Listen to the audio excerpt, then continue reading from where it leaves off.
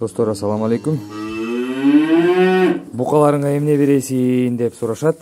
Букаларыма мен көбүнчө ушундай мына горох алып келем.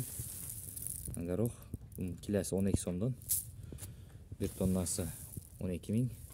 Мынандай овес алып келем. Овес. Овсянка бар го, овес. Маке алып келем. Жүгөрү талканы. Крупный фракция деп коет. Жүгөрү. Буну дагы өткүзөм.